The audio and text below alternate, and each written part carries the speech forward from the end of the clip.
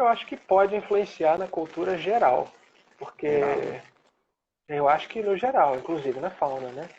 Porque talvez sirva para dar um choque de realidade, né? A humanidade evolui com sofrimento, né? Infelizmente é isso. Você vê quantas conquistas tecnológicas foram trazidas pelas grandes guerras, né? Ou pelo medo de uma guerra fria.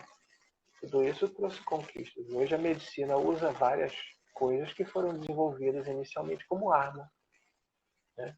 Então, acho que cabe muito à sociedade se mobilizar, cobrar dos seus representantes, para que a sociedade como um todo ganhe, né, com eficiência, com redução de custos, e dentro de nossas casas também, todas as famílias procurar fazer o seu melhor para aquela pessoinha que está crescendo ali, tentar Isso, passar valor, passar ética, né?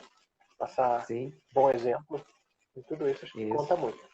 Então, acho que É. na fauna essa pandemia ela pode influenciar sim, mas também pode ocorrer o contrário. Em função da redução do número de voos, ser desmontado o aparato que existia de fauna numa determinada organização, porque a Certo. exposição ao risco diminui. Aí o recomeço pode ser um momento meio assim, com risco mais alto, né, digamos assim, porque você Entendi, desfez o que você tinha e volta à atividade.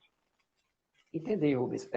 Eu fiquei um pouco tranquilo, eu não estou falando em amostra, né? Mas eu digo assim, não é uma amostra que eu estou te falando, tá? Mas assim, eu fiquei tranquilo quando eu ouvi na Estela, a pessoa da Estela falando conosco aqui, e ela foi bem enfática que a operação lá no Rio Galeão, apesar de ter reduzido essa parte de voos comerciais, o pessoal da fauna, ela tocou nesse assunto, foi incrível, né? Ela falou, o pessoal da fauna está alerta, a equipe está funcionando. Então eu falei, olha, Que se o bom. Rio Galeão está assim, né? Bom, né? É, Tranquilo, né? é. Se a gente tem uma âncora, né, às vezes pode puxar todo o setor, né, inclusive.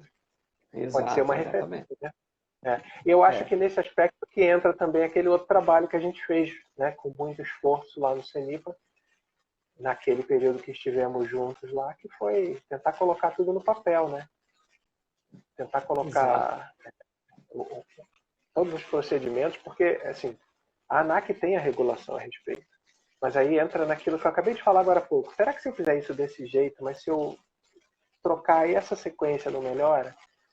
A ANAC tem a regulação dizendo, ó, tem que fazer isso. Agora, como fazer, eles nunca se atreveram. Nós fomos atrevidos, né? Nós colocamos no papel, apesar de não ser uma regulação ou um documento da É, aviação civil, é um documento que está disponível. E para a aeronáutica, né, é um documento regulatório. Então, assim, acredito que se a gente utilizar esse manual, não que ele seja perfeito, longe disso, a intenção desse manual é a mesma intenção lá de trás. Acho que você ainda nem tinha chegado no CENIPA ainda, quando eu coloquei a primeira matriz de risco no site do CENIPA. Aí veio o convênio da Infraero com a UNB, e os caras da UNB olharam aquela matriz e começaram a aplicar, né? Então, naquela época, se falava de que tem que acabar com os aterros sanitários, com os lixões. Tá, mas e dentro do aeroporto? A maioria das colisões são dentro do aeroporto. São com aves que estão atraídas pelo corte de grama. Então, com uma isso. matriz daquela, você torna as coisas mais concretas. Você se lembra daquela ação inicial que nós fomos fazer no aeroporto próximo aí? Né? Sim, sim. Com aquela Serviu de. colisão no corte de Até grama? hoje serve de análise didática, né? Nas aulas, né? Isso. Ou seja, quando você coloca uma matriz de risco que quantifica isso, você começa a ter um sinal para o administrador, porque tudo custa dinheiro, né? Um sinal para o administrador mais concreto, ou seja, eu preciso fazer alguma coisa, porque eu tenho todas as condições para isso acontecer, né? Ou até algo pior. Então eu tenho que tomar uma atitude. Então é por isso que o manual é tão importante, né? A ANAC tem a Exato. regulação, a Aeronáutica tem a regulação, a Marinha e o Exército têm suas regulações, Também. mas o manual fala como fazer, dá sugestões, traz 3, 4 diferentes métodos de avaliação de risco para cada operador de aeródromo pensar qual usar, né? Qual que dá o melhor Exatamente. resultado. Isso. E aí a gente já começa a entrar na parte mesmo da percepção, né? Nós estamos nesse período aí que não é tão bem para todo mundo, né? Ninguém está confortável, né? E aí, Rubens, você falou na matriz de risco, aí eu vou retornar um pouquinho aí na parte conceitual, eu vou trazer você lá para o perigo, né? O perigo da fauna, né? Como é esse perigo da fauna que vocês têm aí na Austrália, né? Qual a real percepção? A palavra bem chave é a percepção, né? Qual a real percepção que o pessoal da Austrália tem com o perigo da fauna?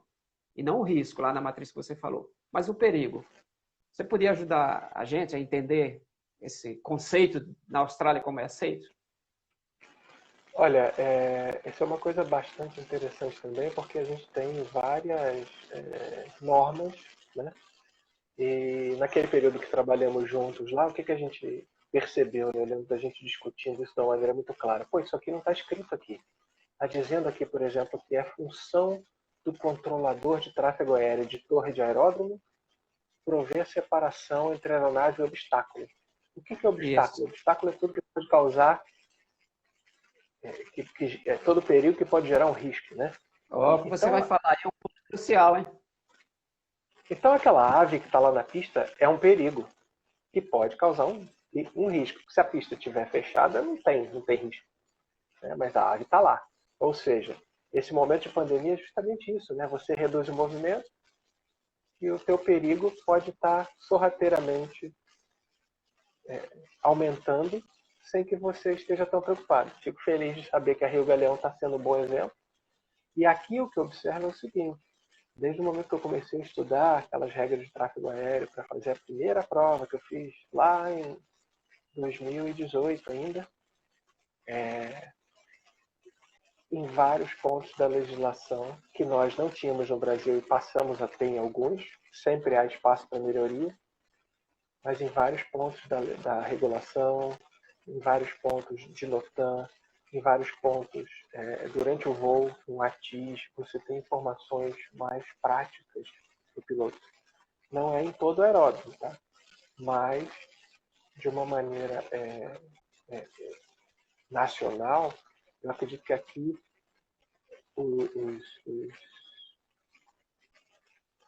os operadores de aeronaves, eles já estão mais acostumados a serem confrontados com esse perigo, não de uma maneira de, caramba, quase bateu. Não, não é isso. É de uma maneira de, poxa, está aqui escrito que eu tenho que fazer alguma coisa. Está aqui escrito que eu não posso fazer isso se tiver ave na pista. Então isso vai criando, igual a gente falou agora há pouco, né, sobre a gente aprender as coisas em casa e com o nosso pai dirigindo o carro na velocidade, é a mesma coisa, né?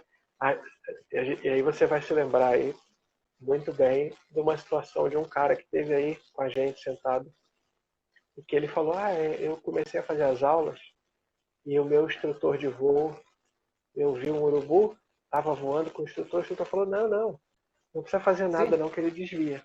Você se lembra disso? Né? Então, puxa, o cara está aprendendo o quê? Está aprendendo errado. Né? E aí está voando um avião mais rápido daqui a pouco, não precisa fazer nada não, ele vai sair da frente. Não sai e toma um avião na cara, como aconteceu lá com aquele piloto em Perde Jundiaí, né? Acabou pousando, estava com o médico a bordo. A gente fez relatório final. Então, assim, essa coisa de aprender desde o início são pontos, né? Esse aprendizado desde o início, ele está em vários pontos dentro da regulação, sabe? Dentro da apostila do livro que você estuda para fazer a prova. E aqui tem inclusive prova de fator humano, eu tive que fazer a prova de fator humano com aquele gerenciamento da ameaça e do erro, né?